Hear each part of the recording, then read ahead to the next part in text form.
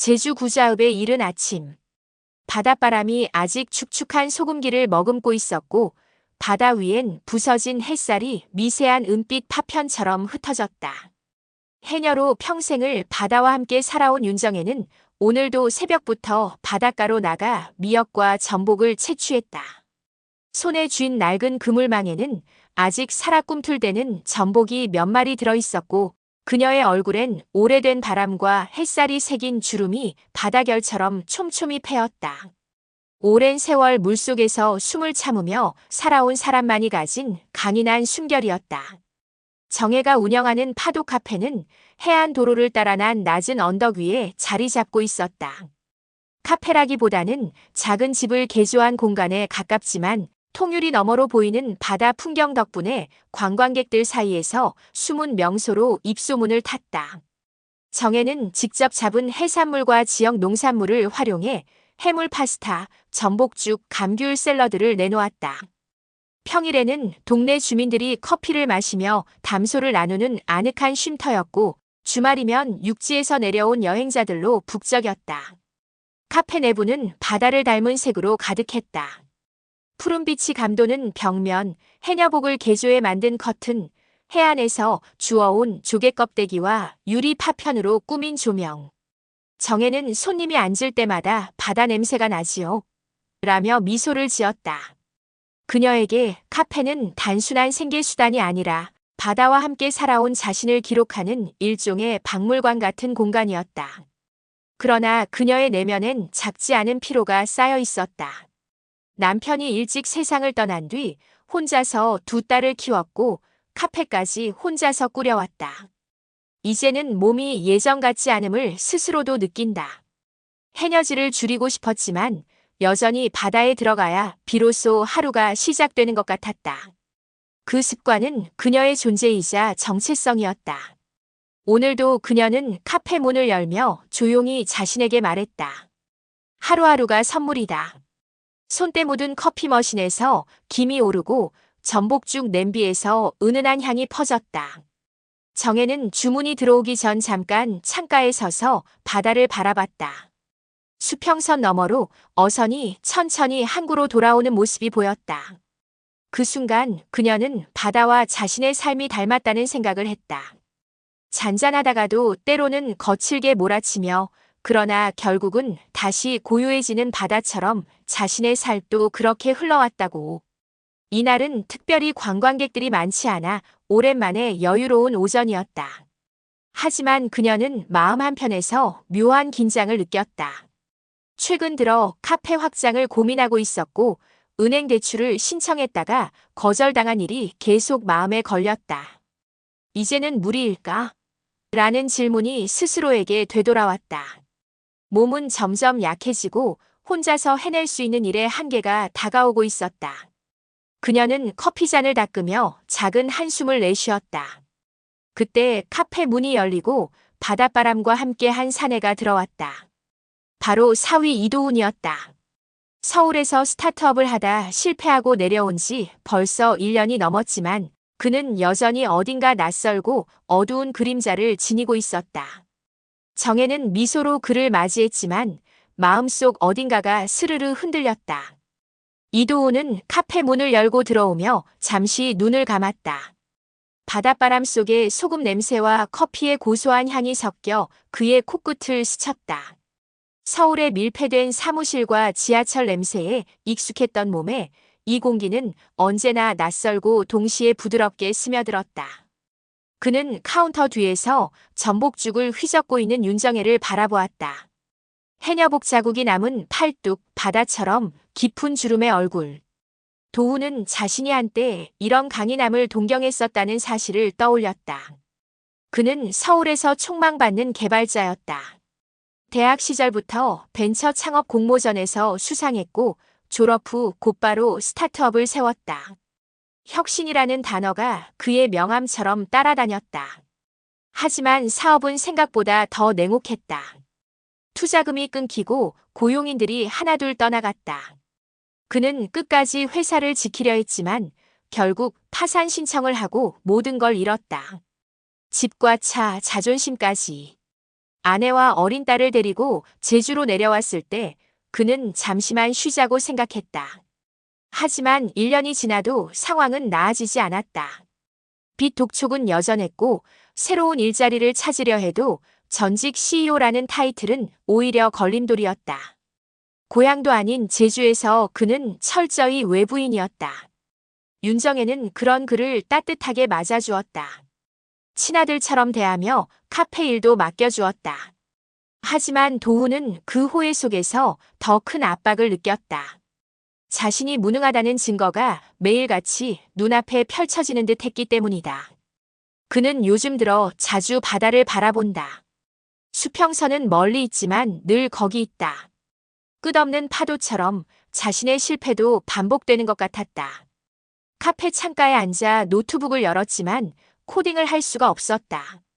화면 속 코드들이 전부 부서진 파도처럼 느껴졌다. 며칠 전 그는 채권자에게서 마지막 통보를 받았다. 한 달 안에 갚지 않으면 법적 조치를 취하겠다. 빚은 상상 이상으로 불어나 있었다. 그는 밤마다 잠을 설치며 어떻게 해야 할지 고민했다. 가족에게도 사실을 숨기고 있었다. 아내는 그가 이곳에서 새로운 프로젝트를 준비하고 있다고 믿고 있었다. 하지만 도훈이 준비하는 것은 아무것도 없었다. 그는 카페 뒤편 창고에 쌓인 물건들을 정리하다가 우연히 보험 증서를 발견했다. 사업장 재해보험 보장 금액 8억 원.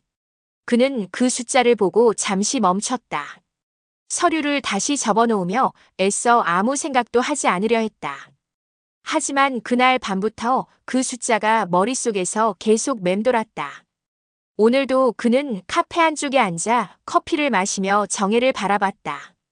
그녀는 자신에게 단 한 번도 큰 소리를 내지 않았다. 오히려 친절하게 도훈아, 천천히 해도 된다고 말했다. 그 말이 도훈에게는 가장 무겁게 들렸다.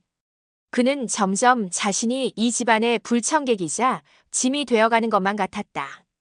그는 주먹을 쥐었다. 나도 다시 일어서야 한다. 반드시 하지만 그 끝에 어떤 길이 기다리는지는 알 수 없었다. 바다 건너 어디론가 떠나고 싶은 마음, 그리고 그 자리를 마련해줄 돈에 대한 절망적 욕망이 동시에 부풀어 오르고 있었다.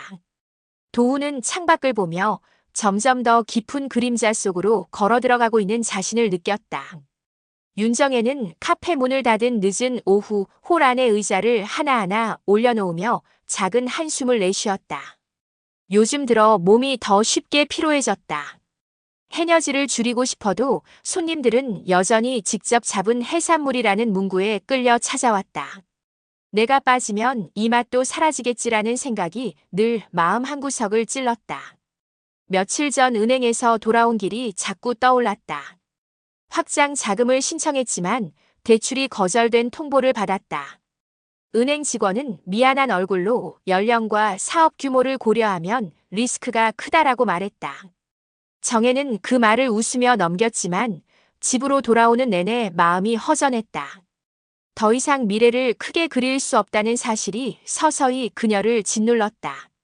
그날 밤 그녀는 사위 도훈이 권한 사업장 재해보험 브로셔를 다시 펼쳐들었다.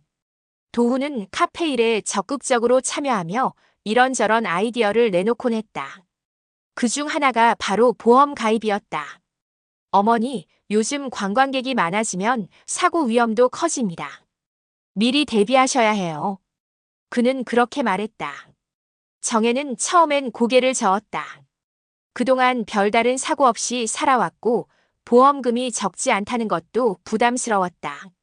그러나 몇 주간 고민한 끝에 결국 서류에 도장을 찍었다. 그녀는 더 이상 젊지 않았고 언제 무슨 일이 생길지 몰랐다. 자신이 다치면 카페도 가족도 모두 흔들릴 수 있다는 두려움이 밀려왔다. 보험은 일종의 안전망처럼 느껴졌다. 보험 설계사는 상세히 설명했다. 화재 폭발인명 피해까지 보장되는 고액 상품, 최대 보장액은 8억 원. 정혜는 그 숫자를 보고 잠시 멈췄다. 이 정도면 정말 큰 사고가 나도 다 막을 수 있겠지. 그녀는 안도하면서도 묘한 죄책감을 느꼈다. 마치 불운을 예상하고 준비하는 것 자체가 나쁜 징조 같았기 때문이다. 도훈은 계약 과정을 옆에서 도왔다. 그는 친절하고 침착하게 설명서를 정리해 주었고 서류도 대신 우체국에 붙였다. 정혜는 그 모습에서 사위의 책임감을 느꼈다. 이 친구도 많이 힘들었을 텐데 그래도 이렇게 도와주니 고맙다. 그녀는 마음속으로 그를 한 번 더 아들처럼 품었다. 하지만 그녀는 몰랐다. 도훈이 밤마다 빚독촉 전화를 받으며 잠을 설치고 있다는 것을. 그녀가 가입한 보험 증서가 그의 눈앞에서 거대한 숫자로 반짝이고 있다는 것을. 정혜는 카페를 정리하며 창밖을 바라봤다. 초가을의 바다는 낮보다 더 깊은 청색으로 변해 있었다. 그녀는 스스로를 다독였다. 이제 조금은 안심해도 되겠지. 그 순간 도훈이 뒤에서 나타나 카페 문을 닫으며 말했다. 어머니, 이제 제가 더 많이 도울게요. 힘든 일은 저한테 맡기세요. 정혜는 미소로 답했지만 어딘가 모르게 그의 목소리 속에 묘한 떨림이 있다는 걸 느꼈다. 그러나 곧 스스로를 다그치듯 그 생각을 지워버렸다. 괜한 걱정은 말자. 이제 정말 든든한 울타리가 생겼다. 도훈은 밤마다 휴대전화 진동에 가슴이 철렁 내려앉았다. 채권자들이 보낸 메시지는 점점 더 노골적이었다. 이번 주까지 입금 없으면 법적 조치. 가족에게도 통보하겠다. 서울에 남겨둔 집은 이미 경매로 넘어갔고 제주로 내려온 뒤에도 빚은 눈덩이처럼 불어났다. 그는 아내에게 새 프로젝트 준비 중이라고 거짓말을 했다. 아내는 그 말을 믿고 딸의 유치원 생활에 집중했지만 도훈은 그 믿음이 오히려 자신을 조여오는 족쇄 같았다.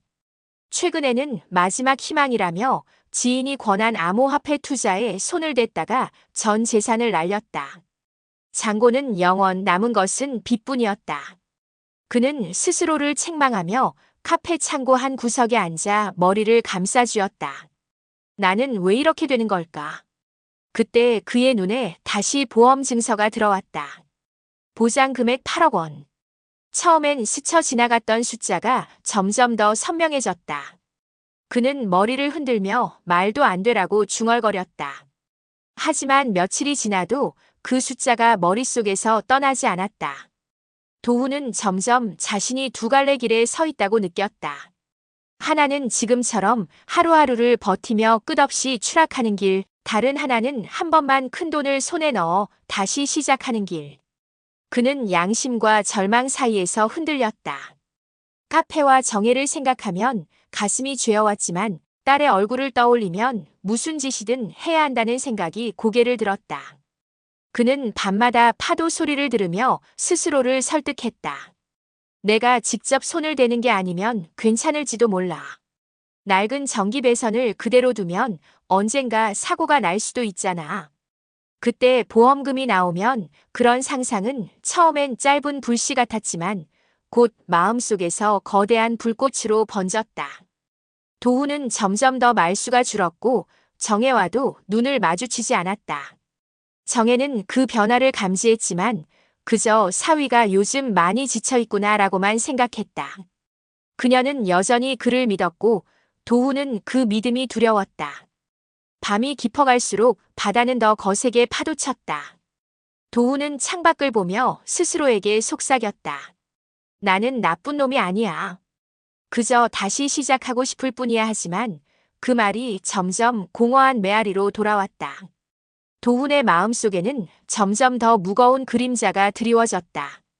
낮에는 카페 일과 정혜의 일손을 돕는 척하면서도 밤이면 빚과 투자 실패로 인한 압박이 끊임없이 그의 머리를 흔들었다.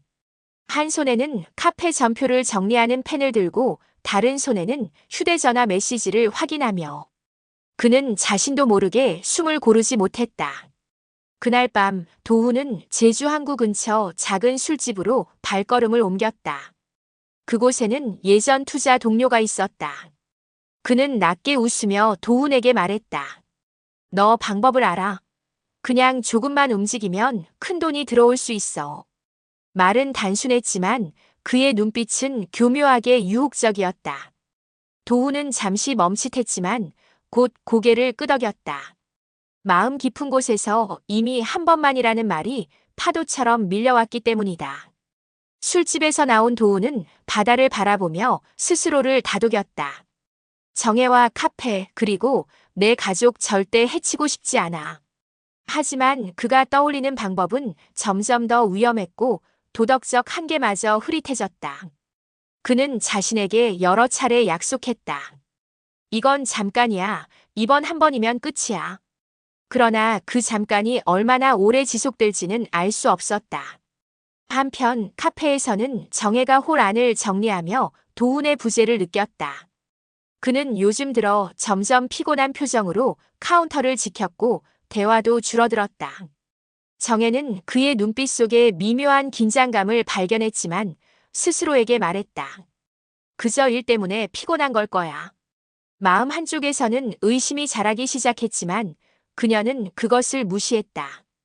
도훈은 그날 밤 숙소로 돌아와 책상 위 보험 증서를 바라보았다. 정혜가 믿고 있는 이 안전망. 나는 과연 올바른 길을 선택하고 있는 걸까? 그는 혼잣말을 내뱉으며 고민했다. 유혹과 불안, 두 감정이 서로 부딪히며 그의 내면을 흔들었다. 그의 스마트폰에 또 한 통의 메시지가 들어왔다. 이번 주 내일까지 입금 없으면 법적 조치. 화면을 바라보는 도훈의 손이 떨렸다. 빚과 압박, 그리고 마음속 유혹이 뒤섞인 채로 그는 스스로를 설득했다. 한 번만 이걸로 끝내자. 그러나 그 말 뒤에는 후회와 죄책감의 그림자가 도사리고 있었다. 다음 날 아침 도훈은 카페 문을 열며 정혜에게 미소를 지었다. 그러나 그 미소는 어딘가 불안하게 떨렸다. 정혜는 그의 변화를 눈치챘지만 여전히 그를 믿기로 했다. 도훈, 오늘도 힘내서 일하자. 그녀의 말에 그는 잠시 흔들리면서도 다시 평정을 되찾았다. 하지만 마음속 깊은 곳에서 그를 향한 유혹은 여전히 바람처럼 스며들어 있었다. 바다는 잔잔하게 보였지만 도훈의 내면에서는 폭풍이 몰아치고 있었다. 그는 이제 스스로 선택의 기로에 서 있음을 느꼈다. 올바른 길과 빠져나올 수 없는 위험 사이, 그는 한 발자국만 잘못 디디면 모든 것이 무너질 수 있음을 알고 있었다. 도훈은 깊은 고민 끝에 계획을 세우기 시작했다. 겉으로는 여전히 카페 일을 도우면서도 밤마다 몰래 서류와 기록을 뒤적이며 전략을 짰다. 계획은 단순했지만 그만큼 위험했다. 조금의 부주의가 큰 사고로 이어질 수 있다는 사실을 그는 잘 알고 있었다. 정혜는 도훈의 변화를 여전히 눈치채지 못한 채 카페 운영에 집중했다. 홀과 주방을 오가며 손님을 맞이하고 주문을 준비하며 그녀는 스스로를 다그쳤다. 모든 게 괜찮아. 우리는 잘 해낼 수 있어. 그러나 도훈이 점점 더 말수가 줄어들고 눈빛이 흐려지는 모습을 볼 때마다 그녀 마음속에는 작은 불안이 스며들었다. 도훈은 계획을 실행에 옮기기 전 모든 가능성을 검토했다. 실패하면 무엇을 잃게 될지, 성공하면 무엇을 얻을 수 있을지를 머릿속에서 반복했다. 그러나 반복할수록 그의 두려움은 점점 커졌다. 마음속 양심과 절망이 뒤엉켜 그는 혼란 속에서 한참을 머뭇거렸다. 그날 밤 그는 창밖으로 보이는 제주 바다를 바라보며 마음을 가다듬었다. 이번이 마지막 기회야. 더 이상 미룰 수 없어. 하지만 동시에 그는 자신이 저지른 선택이 카페와 정혜, 그리고 가족에게 어떤 파장을 미칠지 생각하며 얼굴을 찌푸렸다. 도훈의 계획은 단순해 보였지만 그 이면에는 깊은 그림자가 드리워져 있었다. 겉으로는 아무 일 없듯 카페 일을 돕고 정혜에게 다정하게 웃는 동안 그는 자신의 내면에서 점점 더 큰 불안을 키우고 있었다. 카페 안 정혜는 평소보다 더 조용한 도훈을 보며 불안감을 감추지 못했다. 도훈, 오늘은 좀 늦었네.